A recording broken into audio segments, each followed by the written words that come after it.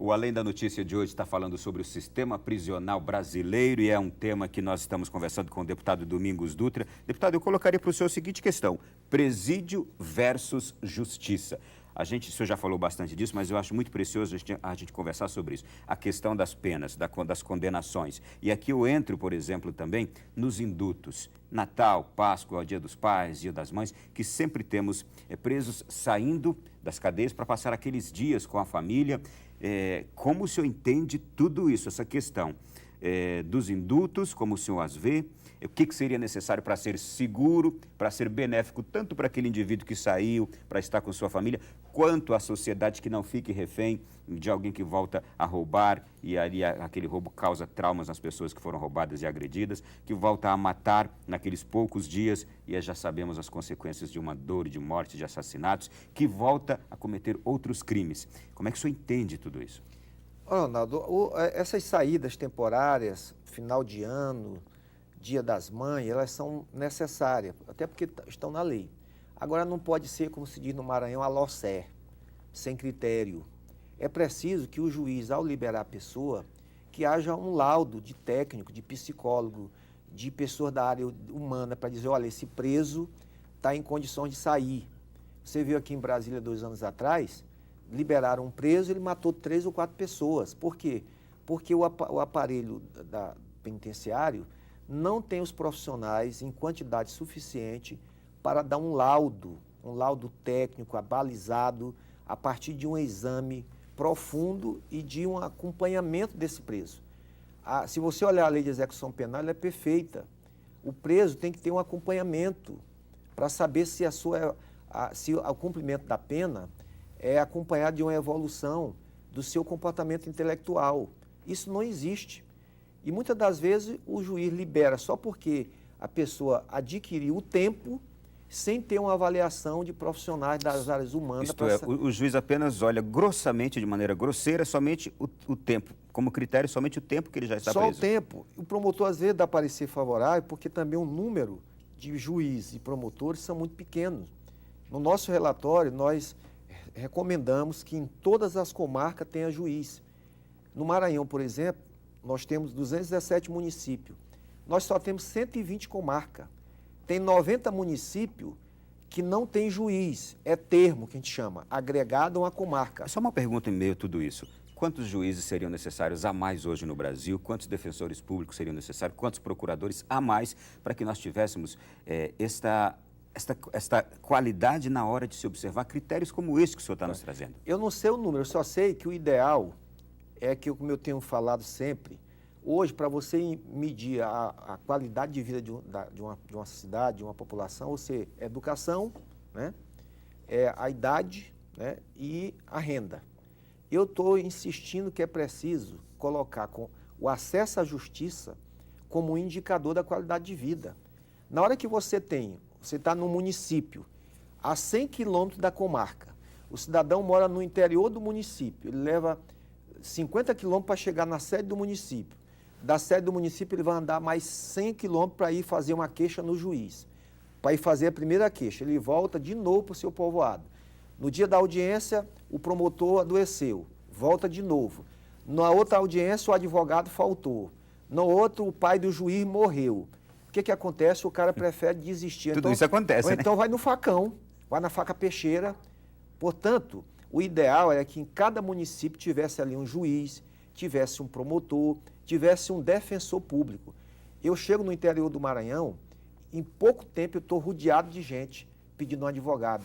A pessoa que está presa, é um registro de nascimento para corrigir, é um óbito que saiu errado, é a telefonia que mandou a conta e não prestou serviço, é a companhia de eletricidade, ou seja, advogado, como está na Constituição, é um sujeito fundamental para a justiça. Mas você não tem advogado. O juiz, além de cuidar de muitos processos, o juiz só fica na comarca terça, quarta e quinta. São os TQQ. Apesar da lei dizer que o juiz tem que morar na comarca, que o promotor tem que morar na comarca, o CNJ já baixou resolução, mas pode ir na maioria da cidade brasileira, sexta-feira, sábado e domingo, que não tem juiz e não tem promotor. Se uma pessoa pratica um crime, ou se a polícia prendeu ilegalmente, a pessoa vai passar 3, 4 dias preso, dando despesa para nós, correndo o risco de ser morto no interior do presídio, porque o Poder Judiciário falha. Tá, então, Portanto, eu chego à seguinte conclusão. São aqueles dias todos dias sem justiça. exatamente. Aí é evidente que um juiz, é a mesma coisa do Mais Médico, que a presidente Dilma colocou, e que as associações médicas fizeram passeata porque não queriam ir para o interior. É lógico, se você está na cidade, você tem família, tem filho, precisa de escola, como é que você vai fazer isso no interior, que só tem uma escola primária ou de segundo grau do Estado que não funciona? Mas é preciso que encare essa realidade. E o acesso à justiça, à segurança pública, hoje é fundamental, porque com a mídia, diante de tantas coisas maravilhosas que a mídia, as redes sociais nos trazem, mas tem um lado negativo. Eu passei o ano passado 32 dias em casa, porque eu fiz uma cirurgia. E eu fiquei espantado, mesmo nas TVs abertas, a maior parte do noticiário é só tragédia. Ou é tragédia das guerras, ou é tragédia das enchentes, terremotos, ou é a tragédia dos crimes. Os crimes mais absurdos, ou seja, isso, na minha opinião, isso banaliza o crime. Ao mesmo tempo você passa numa rua, tá lá, houve um acidente de moto, tá lá o cara no meio da pista, todo mundo olhando, tirando foto de celular. E a televisão mostrando meia hora aquilo ali. Não, e botando as fotos... O foco de meia hora de um programa se torna aquilo ali. Por isso, eu tenho um projeto que está tramitando na Câmara que proíbe qualquer cena violenta de 6 horas da manhã às 22 horas. Já que a família, o pai e a mãe estão trabalhando, os filhos ficam vidrados na televisão, como é que de manhã cedo você está tomando café, liga a televisão e tem um cadáver na sua mesa? Não tem sentido. Eu tenho visto imagem de jornais, agora mesmo lá no Maranhão, com esses presos, tem um jornal que a capa é só sangue. Todos os presos mortos expostos com as vísceras. Como é que aquilo banaliza? Portanto, eu acho que é preciso fazer uma reformulação profunda sobre o sistema carcerário, sobre a segurança pública. É preciso haver investimento. A cadeia tem que existir? Tem. Mas ela não pode ser o único mecanismo, porque se fosse assim, a gente não tinha criminalidade. É preciso punir todos. Por que o Arruda, que fez o que fez aqui, está solto e ainda vai ser candidato? Por que o Cachoeira fez o que fez e agora vai botar a mulher para ser candidata a deputada federal? Por que tantos granfinos que a Polícia Federal prende, 5 dias depois estão soltos e você não vê o resultado final? E por que aquele que roubou um sabonete ou uma lata de leite ninho, como eu encontrei... Ou a bicicleta. No Ceará eu encontrei que roubou uma lata de leite ninho. Aí o excesso do judiciário é grande. A eficiência do Estado é rápida. Por que isso não é para todos? Enquanto isso continuar com esses 2 pesos e 2 medidas, então vai continuar tendo presídio só para lascado, e enquanto for para lascado, deixa lá. Porque se o Estado não cuidou dos lascados quando eles estavam soltos, o Estado não vai cuidar muito menos se eles estão presos. Deputado, o senhor está falando de natureza de punições. E, por exemplo, o senhor entende que existe punição que, de fato, é para o presídio, é para a cadeia, mas existem muitas outras, e aí o senhor insere, por exemplo, crimes pequenos como esses, que poderiam ser punições que o sujeito pagaria passando vergonha diante da sociedade, ou então restituindo a sociedade com aquele pequeno mal que fez. Pequeno entre aspas, né?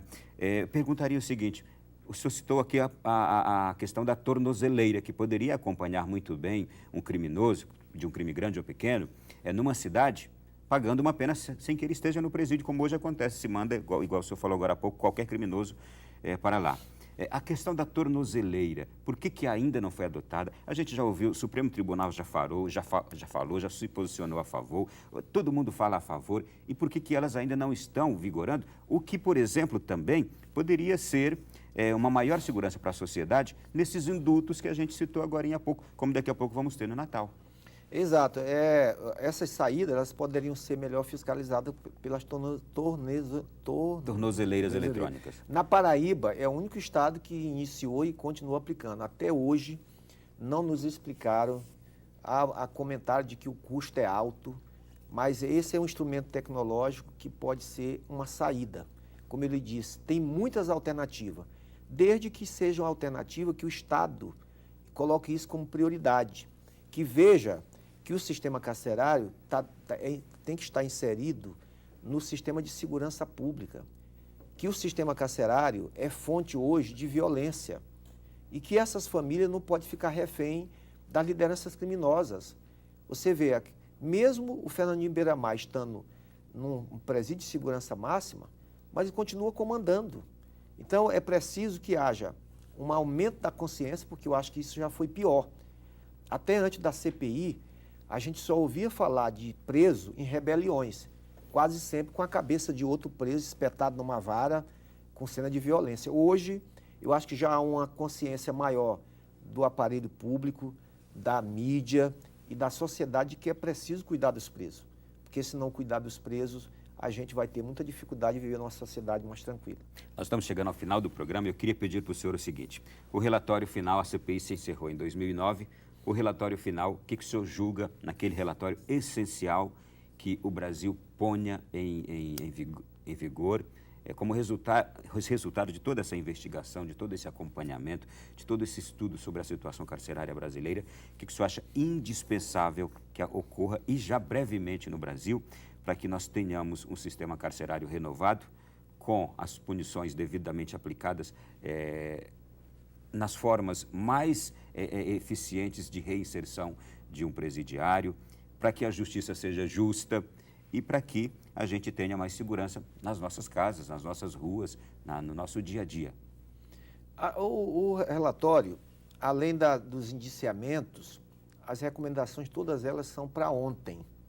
Então, é um conjunto de sugestões que passam pela oferta de trabalho, que passam pela oferta de qualificação, colocar biblioteca. Nós recomendamos que cada cela tenha uma Bíblia, porque os presos, eles se socorrem muito da religião, porque a situação é tão dramática que, se não fosse o trabalho das pastorais carcerárias, muitas igrejas evangélicas, a situação estaria pior, porque é sufoco. Nós apresentamos um modelo de arquitetura prisional, porque o modelo de arquitetura prisional de hoje ele é inviável. Você vê no Espírito Santo, os presos estavam nos contêineres, que quando era no inverno a temperatura era muito baixa, quando chegava no verão a temperatura de 40 graus. Então você imagina o cara num forno, aquele montoado de homens e mulheres dentro de um contêiner. Nós sugerimos para acabar as quitandas no interior. O presídio de Porto Alegre, o presídio central, eu estou dizendo Porto Alegre para não dizer que são só estado pobre. O pior presídio, nós fizemos um ranking dos piores e dos melhores presídios. O presídio central de Porto Alegre foi o pior presídio do Brasil. Buraco, rato, lixo, esgoto, tudo misturado com gente, né? Até hoje não foi interditado. Então, há um conjunto de sugestões que o Estado pode...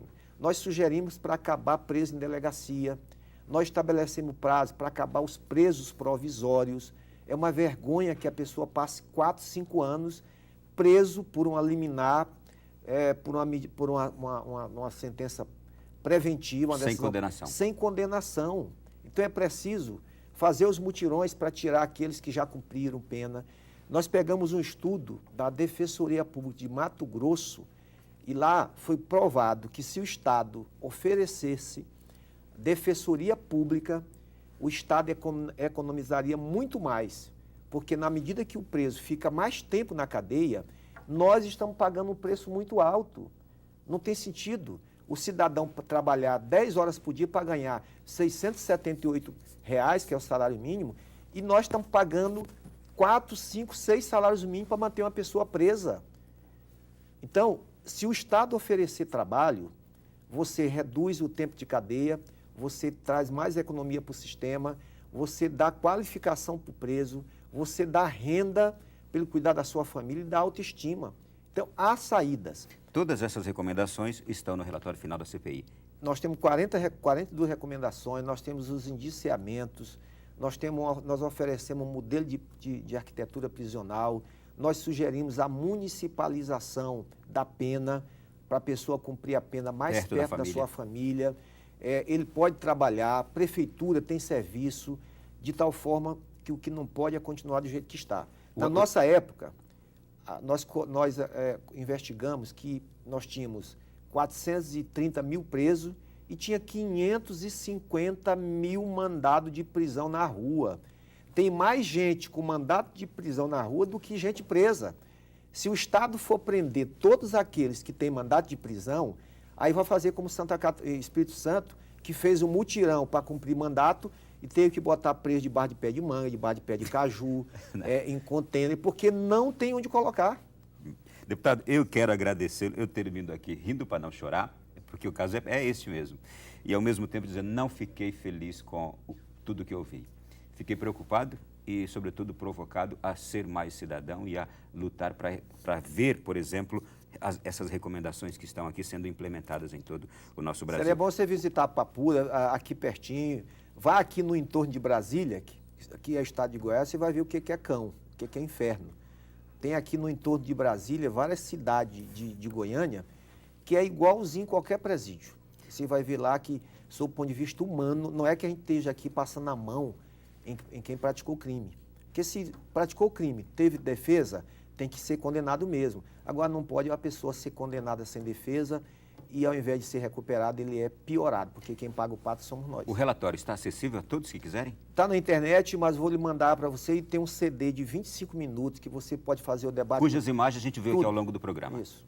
Obrigado, deputado, foi um prazer tê-lo aqui. Eu que agradeço.